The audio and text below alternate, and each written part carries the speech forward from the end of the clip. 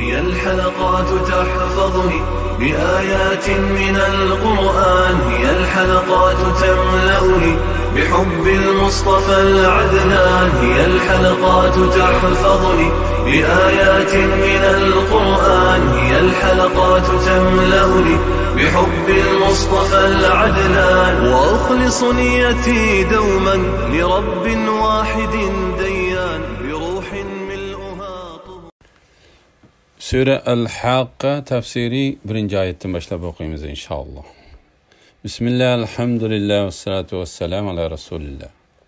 Esselamu aleyküm ve rahmetullahi ve berekatuhu. Tövende diktanlağa İbn Kathir rahimahullah'ın Kur'an-ı Kerim tefsiri Uygurca tercümesi El-Haqqa suresi 1. ayetten başlayıp okuyumuz inşallah. Euzubillahimineşşeytanirracim. Sure Haqqa Mekke'de nazil bolgan 52 ayet. Bismillahirrahmanirrahim. Nihayet şefkatlik ve mehriban Allah'ın ismi bilen başlayayım. Bo'lişi aniq qiyomat. Qiyomat nimadir? Qiyomatning nima ekanligini qandoq bilalaysan? Samud ve Ad qabilalari qiyomatni inkar qildi. Samud bo'lsa odatdan tashqari qattiq ovoz bilan halok qilindi.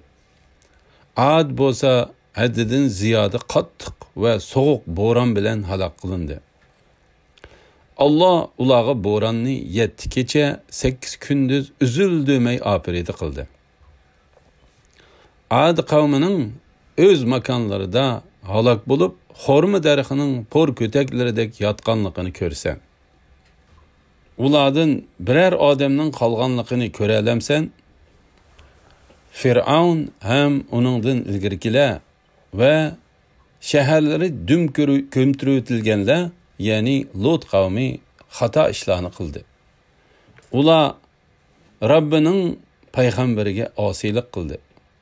Shuning bilan ularni Alloh qattiq jazoladi. Shubhisizki Nuhning zamonida cho'ng suv yamrab ketgan chaqda sizlarni, ya'ni ajdodinglarni biz kemiga soldik. Sizlarga uni ibrat qilish uchun tutib oladigan quloqlarning uni tutib olishi uchun biz shunda qildik. Qiyomatning cho'ngligini aslatish to'g'risida. Haqqa, ya'ni amalga oshquchi qiyomat kunining ismlaridan biridir. Chunki qiyomatda Allohning va'dasi va ogohlantirishi amalga oshadi. Shunga Alloh qiyomatning ishining cho'ngligini aslatib mundaq deydi. Qiyomatning nima ekanligini qandoq bilalaysan? Ilgari o'tgan ummatlarning halok qilinganligini tilga elish to'g'risida.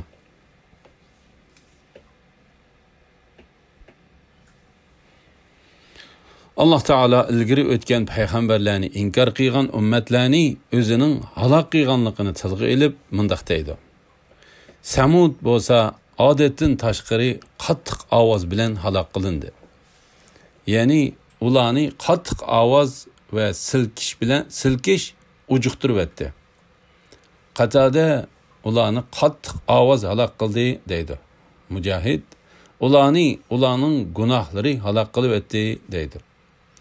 Rabi ibn Anas ve İbn Zeyd qatorliqlarmi ular gunohlari tufaylidan halok qilindi dedi ve İbn Zeyd Samud haddidan oshganligi uchun payg'ambarni inkor qildi degan oyatni qo'shib o'qib qo'ydi. Ad bo'lsa haddidan ziyoda qattiq va sovuq bo'ron bilan halok qilindi. Bu oyat haqida Qatada mundaq deydi. Ularga haddidan ziyoda qattiq bo'ron kelib, hatto ularning maydillaridan to'shik ichib etdi. Zahak mundaq deydi. Ularga rahmetimu barakatimu bo'lmagan haddidan ortiq qattiq va sovuq bo'ron chiqdi. Ali va boshqalar mundaq deydi. Bu qattiq bo'ron ularning g'azinalariga chiqib, hisobsiz boyligini uçurup ketdi. La ilahe illallah Muhammed Resulullah. Allah ulağı boranını 7 kecha 8 gündüz üzüldümey apiridi kıldı. Yani Allah ulağı şumluk elip keladigan toluq 7 kecha 8 gündüz üzülmey çıkan boranını apiridi kıldı. Allah Teala bu vaqti mındaq deydi. Şum günlerde qattiq soğuk şamalını evetdik. Ad kavminin öz makanlarında halak bolup, Horma derxinin por köteklerdek yatqanlıqını görsen. Yani bu boran uladın bir nesini uçurup, elip çıkıp, andın yegi qarıtıp ursa, o yerge tik düşüp, beş yerilip ölüdü. Onun teni bolsa, yerge yıkılıp düşken şahsız horma köteklerge oxşaş sozulup yatıdı. İmam Müslim Peygamber Aleyhisselam'ın mundaq deganligini rivayet qiladi. Men Sharq shamoli bilan yordam berildim. Ad qavmi bo'lsa G'arb shamoli bilan halok qilindi. Ulardan birer odamning qolganligini ko'ra olamsan, ya'ni ularning qoldiqlaridan yoki ularga nisbat beriladigan birer odamning borligini bilamsan. Balki ular tüp yiltizidan qurtuldi. Allah ulağı hiç bir orun basar koymadı. Firavun ve onundan ilgirkiler, yani kılmışları Firavun'a okşap gitadiganlar ve şehirleri düm kömtürütilgenler, yani peygamberlerini inkar kılgan ümmetler hata işlerini kıldı. Yani Allah nazil kılgan haqni inkar kıldı. Günah boladigan hata işlerini kıldı. Ular Rabbinin peygamberiga asilik kıldı. Yani her bir ümmet özlerine Allah evetken peygamberini inkar kıldı. Allah Teala bu ayette mındaq deydi. Ularning hammasi peygamberlerini inkar kıldı. Şunun bilen mening azabım ularga tegishlik bo'ldi. Kimiki bir peygamberini inkar qilsa, barliq peygamberlerini inkar qilganga o'xshashdir. Allah Teala bu ayette mındaq deydi. Nuh'ның kavmi peygamberlerini inkar kıldı. Ad halkı peygamberlerini inkar kıldı. Samud halkı peygamberlerini inkar kıldı. Her bir ümmetke hakikaten birden peygamber geldi. Şuna Allah Teala bu orunda mındaq deydi. Ula Rabbinin peygamberige asilik kıldı. Şunun bilen ularni Allah qattiq jazoladı. Yani Allah ularni çoğun qattiq alamlik ve halak qilg'uchi azab bilan jazoladı. Kimidan bahriman qilgan ne'matini asiltish to'g'risida. Shubhisizki Nuh'ning zamonida çoğun su yamrab ketgan chaqda, yani su chekidan ish Allah'ın izni bilen bütün mevcudatını kaplap ketken çağda silani yani ecdadanlarını biz kemiga saldık. Bunun sebebi şu ki Nuh aleyhisselam'ın kavmi onu inkar qilgan. Onunla karşı çıkkan ve Allah'ını koyup butlarga çoqıngan çağda o kavmiga beddua qildi. Beddua qildi. Şunun bilen Allah onun duasını icabet qildi ve Nuh aleyhisselam bilen billa kemiga chiqib başka bütün zimin ahlini tufan balasıdan g'arq qilib yutdi. Hozirgi insonlarning hammasi Nuh alayhissalomning va uning kemiga elib chiqqan kishilarning avlodlaridir. Shunga Allah Teala insonlarga qilgan bu yaxshiligini tilga elib mundaq deydi. Shubhisizki Nuhning zamonida cho'ng suv yamrab ketgan chaqda silani yani ecdadınlarını biz kemiga saldık. Yani bu keme su yüzüde üzüp ularni g'arq bulup ketishdan qutuldurdi.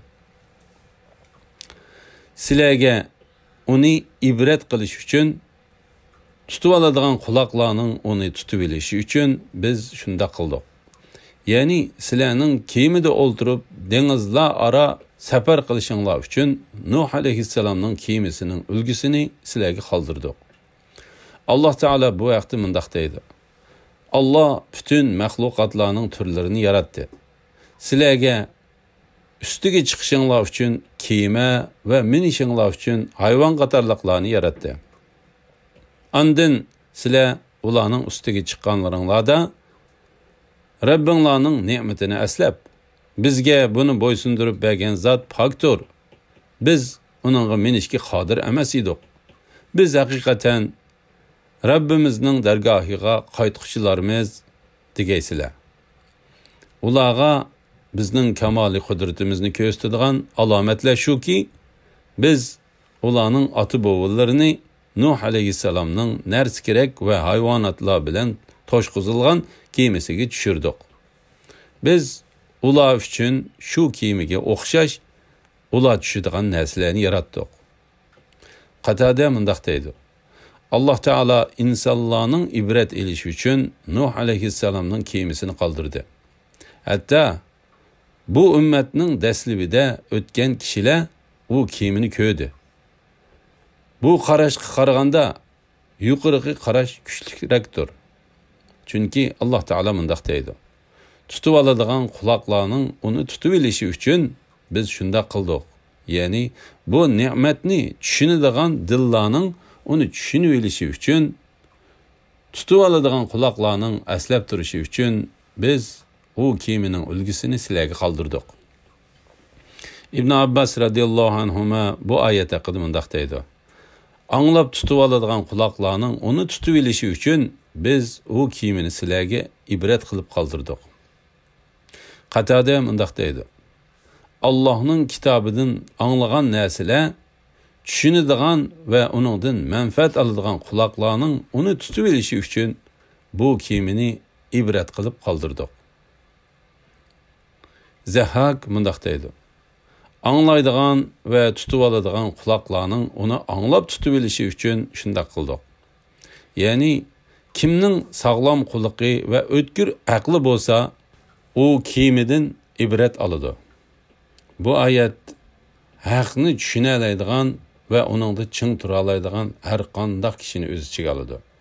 La ilaha illalloh Muhammadur Rasululloh. Birinchi qitimliq sur chelingan chaqda zamin va tog'lar o'rinlaridan ko'tarilib, bir-biriga urilib, uvilib ketgan chaqda bu kunda cho'ng ish, ya'ni qiyomat yuz berdi. Osmon yerildi. Bu kunda osmon qalaymaqonlashib, ojizlashib ketdi. Farishtalar osmonning atrofida turdi.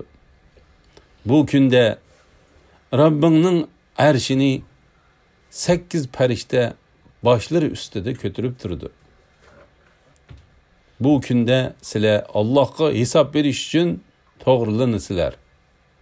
Sizlar hech qanday bir sirni yo'shirib qola olmaysizlar.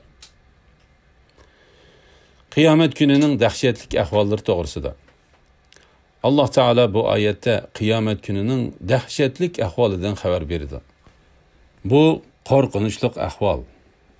Qo'rqinch sur chilinganda boshlanadi. Buning agishibla butkul jonliqlarning o'lishi uchun yana bir sur chilinadi. Bu vaqtda osmonlardagi va zimindagi Allah xohlagan jonliqdan boshqa barliq jonliqlar o'ladi. Ondan keyin qabrlardan turg'izilib, olamlarning Rabbi tarafga to'planish uchun oxirgi sur chilinadi. Mana bu sur mazkur oyatda ko'rsatilgan surdir. Chunki Allah Taolaning amri hech qanday qarshilikqa, to'salg'iga uchramaydi. Ham uni takrorlash va ta'kidlashga mu zaruriyat bo'lmaydi. Shunga Allah Taala mundaq deydi. Zamin va tog'lar o'rinlaridan ko'tarilib, bir-biriga urilib, uvilib ketgan chaqda, ya'ni zamin öküzning chamidek so'zilib, boshqa bir zaminga o'zgarib ketgan chaqda.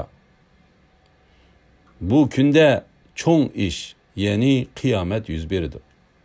Osmon yerildi. Bu kunda osmon qalaymaqonlashib, ojizlashib ketdi. Ibn Jurayj mundaq deydi. Bu oyatning mazmuni Alloh taolaning osmon ichilib nurg'un eshiklar paydo bo'ladi degan oyatining mazmuniga o'xshaydi. Ibn Abbas mundaq deydi: bu kunda osmonlar yerilib, yuchiqlar ichilib ketadi. Arsh osmon bilan tang bo'lib qoladi. Farishtalar osmonning atrofida turdi. Rabi ibn Anas bu oyat haqida mundaq deydi: farishtalar kichiklab ketgan osmonda turib, zimin ahliga qaraydi. La ilaha illalloh Muhammadur Rasululloh. Bu kunda Rabbingning arshini 8 farishta boshları ustida ko'tarib turdi. Ya'ni qiyomat kuni arshni 8 farishta ko'tarib turdi. İmam Abu Davud Jabir ibn Abdullah'dan Peygamber aleyhisselamның mundaq deganligini rivoyat qildi. Mening Alloh taolaning arshini ko'tarib turgan farishtalardan quliqining yumshiqi bilan muyurisining orliqi 700 yillik musofir keladigan bir farishtaga söz qilishimga ruxsat qilindi. La ilaha illalloh Muhammadur Rasululloh. Adem avlodining Allohga to'g'rilandiganligi to'g'risida. Bu kunda sizlar Allohga hisob berish uchun to'g'rilansizlar. Sizlar hech qanday bir sirni yo'shirib qola olmaysizlar. Ya'ni sizlar ishlaringlardan hech narsa yo'shirib qola olmaydigan, yo'shirin ishlarni va fikrlashlarni bilib turadigan, barliq yo'shirin va oshkor ishlarni bilib turg'uchi Allohga amalinglarni hisob berish uchun to'g'rilansizlar. Shunga Alloh taolo mundaq deydi: sizlar Allohga hisob berish uchun to'g'rilansizlar. Sizlar hech qanday bir sirni yo'shirib qola olmaysizlar. İmam Ahmad Abu Musa'dan Peygamber aleyhisselamның mundaq deganligini rivoyat qildi: qiyomat kuni insonlar hisob berish uchun Allohga 3 qitim to'g'rilanadi. 2 qitimlik to'g'rilanishda jidal va o'zri aytishlar bo'ladi. Ammo 3-chi qitimlik to'g'rilanishda nomi amallar daftarlari qo'llarga uchib keladi. Ba'zilar uni o'ng qo'li bilan oladi, ba'zilar sol qo'li bilan oladi. Bu hadisni İmam Tirmizi ve İbn Majah qatorliqlarni rivoyat qilgan. Alhamdulillah. Yuqorida Sura Al-Haqqa tafsiridan 18. oyatgacha angladinglar. Oxirini keyin qitimliq o'qishimizda davomlashtiramiz inshaalloh. Sallallohu ala Muhammad va ala alihi va sahbihi ajma'in. Assalomu alaykum va rahmatullohi va barakatuh.